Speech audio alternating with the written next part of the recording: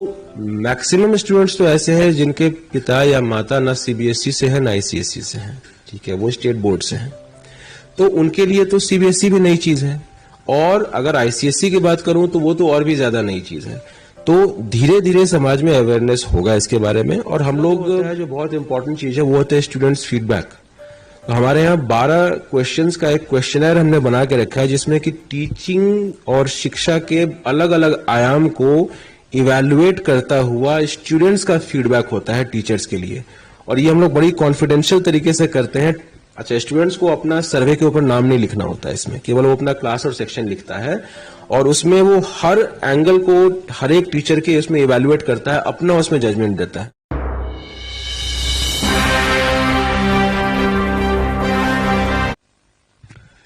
नमस्कार, बिहार मिथिला न्यूज में आपका स्वागत है। मैं हूं मनोज। सीबीएसई चलो अच्छा है, आईसीएसई के बारे में लगता है बहुत कम गार्जियंस हैं जो कि उनको डेप्थ नॉलेज है उसके बारे में, आईसीएसई पैटर्न्स के बारे में। हाँ, ये बात सही है आपकी। देखिए, है क्या कि ज्यादातर जो, अगर मैं अपने बच्चों, यहाँ जो मेरे पास स्टूडेंट्स हैं उनका ही मैं अगर एनालाइज करूँ, समीक्षा करूँ इनकी, तो मैक्सिमम स्टूडेंट्स तो ऐसे हैं जिनके पिता या माता ना सीबीएसई से है ना आईसीएसई से हैं, ठीक है, वो स्टेट बोर्ड से हैं। तो उनके लिए तो सीबीएसई भी नई चीज है, और अगर आईसीएसई की बात करूं तो वो तो और भी ज्यादा नई चीज है। तो धीरे धीरे समाज में अवेयरनेस होगा इसके बारे में, और हम लोग को लगता है कि यहाँ पर जैसे हमारे स्कूल में जितने भी पेरेंट्स आते हैं, दे आर वेल अवेयर, बहुत ज्यादा अवेयरनेस हो चुकी है उनको, और बहुत लोग ऐसी स्थिति में भी हैं जो दोनों बोर्ड की क्या उनकी रिक्विजिट्स हैं और क्या बोर्ड के अलग अलग करिकुलम में डिफरेंस है, इसको बहुत बखूबी समझ रहे हैं। कितने क्लास तक गार्जियन समझ पाते हैं इसको, और उस पर कितने क्लास के बाद अपने एक विश्लेषण क्या होगा, कितने क्लास के बाद गार्जियन चाहते हैं कि नहीं आईसीएसई टफ हो गया, टीचर नहीं मिल पा रहे, हम नहीं पढ़ा पा रहे हैं, तो इसको थोड़ा सा सीबीएसई की तरफ मोड़ ले बच्चे को। तो ये किस क्लास के बाद ये मेंटेलिटी डेवलप होती है गार्जियन में? क्लास 5 के बाद, क्लास 5 के बाद, क्योंकि मनोज जी क्लास नर्सरी से लेकर क्लास 5 तक सीबीएसई और आईसीएसई के सिलेबस में कोई खास फर्क है ही नहीं। इस बात को समझना बहुत जरूरी है। मैं आपको अगर बिल्कुल कॉन्क्रीट एग्जाम्पल के साथ कहूं तो केवल एकमात्र चेंज हो जाता है कि सीबीएसई जो है वो कहता है कि आप ईवीएस नाम से एक सब्जेक्ट चलाइए, एनवायरमेंटल स्टडीज के नाम से, क्लास 1, 2, 3, 4, 5 में, और आईसीएसई कहता है कि आप क्लास 2 के बाद ईवीएस को 2 भागों में बांट दीजिए, एक भाग को आप साइंस कहिए, दूसरे भाग को आप सोशल साइंस कहिए। इसके अलावा सीबीएसई और आईसीएसई में कुछ फर्क ही नहीं है क्लास 5 तक। It is class 6 and onwards जहां पर कि सीबीएसई और आईसीएसई में फर्क हो जाता है, और केवल साइंस सब्जेक्ट है जहां की दोनों के बीच में बहुत ज्यादा फर्क हो जाता है। बाकी कोई भी सब्जेक्ट ऐसा नहीं है जहां की फर्क 10% से अधिक है, 10% डिफरेंस ही है। आपको आप चुनौती तो काफी हुई होगी, क्योंकि जैसे 5 के बाद बच्चे या अभिभावक की मेंटलिटी चेंज होती है, उनको कन्विंस करने में और उनके अपेक्षाओं को पूरा करने में, क्योंकि टीचर्स का जो पूरे दरभंगा ही नहीं पूरे बिहार में बीपीएससी में जाने के बाद अच्छे टीचर्स की कमी हो गई है। जो टीचर हर गार्जियन ऐसे का ट्यूशन पढ़ाता हो घर घर में कहीं ना कहीं, या फिर कहीं कोचिंग में जो भी पढ़ाता हो, तो वो उनको भी सेटिस्फाइड करना, या वो टीचर उसको मिसगाइड करते हैं। तो 5वीं के बाद आप वैसे स्टूडेंट को किस तरह बेसिक मजबूत करते हैं, स्ट्रेंथन करते हैं, ताकि वो गार्जियन पूरी तरह मैंने विश्वास करे और उसको अपेक्षा पूरा। देखिए, 2-3 चीजें हैं इसमें। पहली चीज तो ये है कि अगर हम लोग मैं अपने स्कूल की बात करूं, दरभंगा जूनियर पब्लिक स्कूल की, तो सबसे पहली चीज ये है कि क्लास 6 ऑनवर्ड्स हमारे number of periods, timing he change हो जाता है स्कूल का, ठीक है। जो नंबर ऑफ पीरियड्स जो होते हैं उसमें करीब करीब 15% इंक्रीमेंट होता है क्लास 6 से।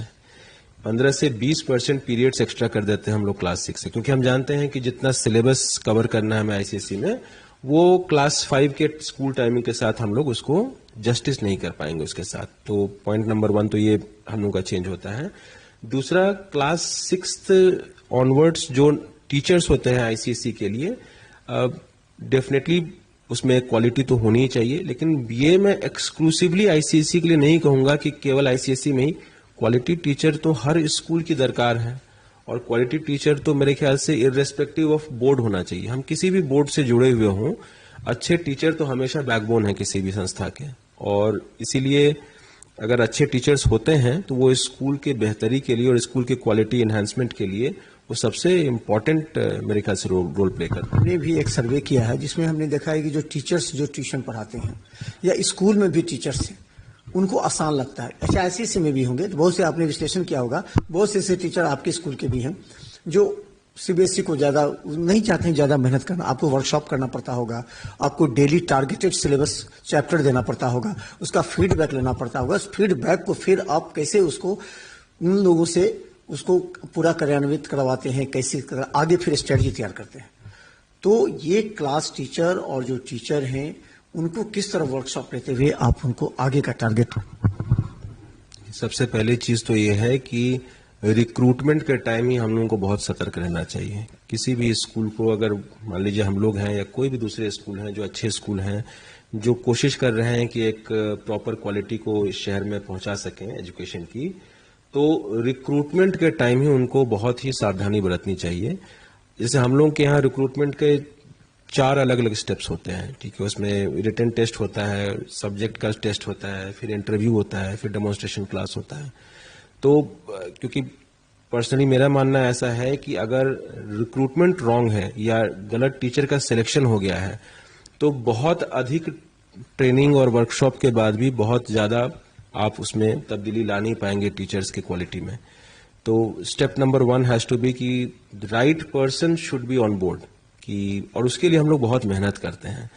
मनोज जी, अगर 52 हफ्ता है तो मुझे लगता है कि हमारे यहाँ 40 हफ्ते में रिक्रूटमेंट खोल के रखता हूँ यहाँ पर। यानी अच्छे टीचर्स अगर मुझे कहीं भी मिल रहे होते हैं, कभी भी मिल रहे होते हैं, कैसे भी मिल रहे होते हैं, तो मेरे पास वैकेंसी है या नहीं है, मैं इस चीज़ को नहीं देखता हूँ।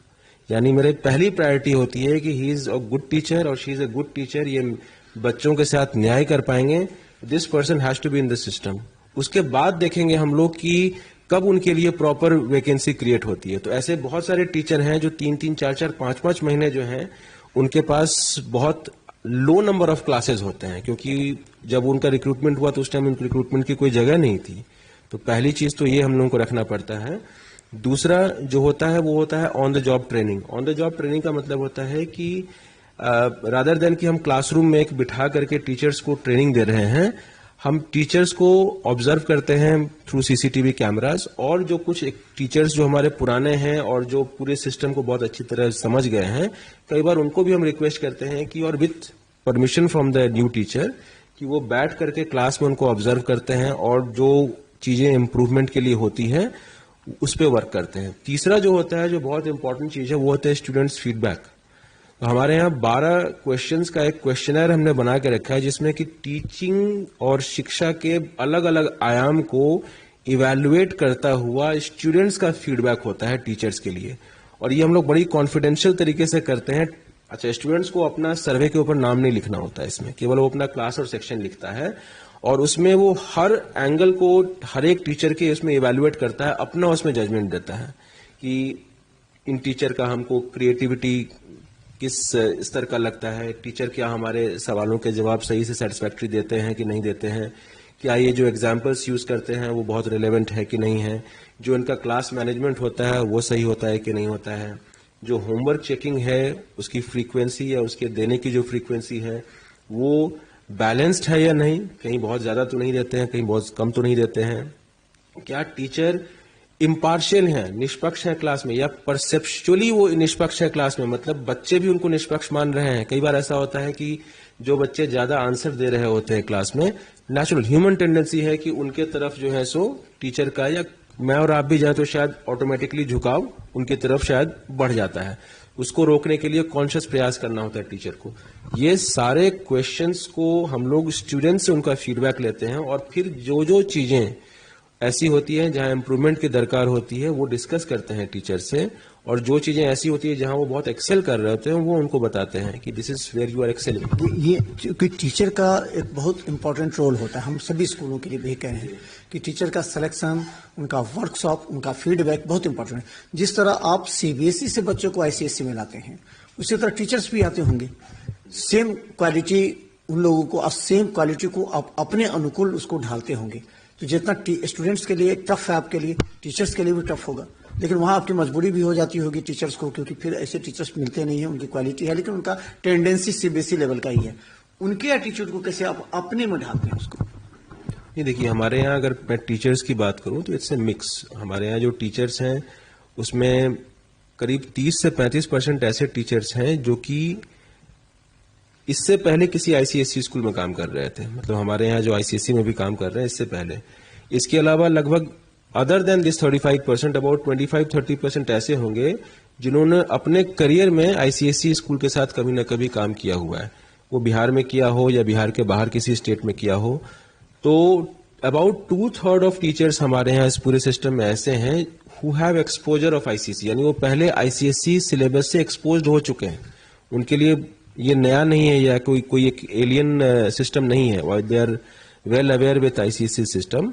बल्कि मैं ऐसे भी टीचर्स को जान रहा हूं जिन्होंने हमें आके बहुत कुछ समझाया है, बहुत सिखाया है, क्योंकि हम लोग भी तो आईसीएसई में नहीं होते। फॉर एग्जाम्पल, मैं एक टीचर, मैं नाम लूंगा, सागरिका करके एक हमारे यहाँ टीचर हैं कंप्यूटर में। वो कोलकाता से आई हैं और जब वो आई तो उन्होंने कंप्यूटर में पूरे स्कूल को बहुत कुछ सिखाया है। मतलब she has made the school aware कि आप इस पैटर्न को ऐसे नहीं, ऐसे भी कर सकते हैं, आप ये भी ऐड कर सकते हैं। हमने पहले किसी स्कूल में ऐसे करके देखा था विच गेव मी रिजल्ट। तो ये मनोज जी, हमेशा ऐसा नहीं है कि मैनेजमेंट या प्रिंसिपल ही टीचर को सिखा रहे हैं। मेरा अपना तजुर्बा या अनुभव ये है कि lot of times teachers are teaching us. वो हमको सिखाते हैं, मैनेजमेंट को और प्रिंसिपल को और हम लोग जो भी हैं स्कूल कमेटी में हैं, कि सर या मैम ये तरीका है और ये भी हो सकता है और ये भी किया जा सकता है, क्योंकि हमने इस चीज को पहले किया हुआ है और देखा हुआ है और ये रिजल्ट देता है। तो इट इज म्यूचुअल लर्निंग है। मतलब मैं आपकी बात को ही कह रहा हूं, बस उसमें ऐड कर रहा हूं कि ये जो ट्रेनिंग टीचर्स को हमें देना है ये वन वे प्रोसेस नहीं है। हम लोग भी ट्रेनिंग ले रहे हैं टीचर से, and that is how the system is evolving.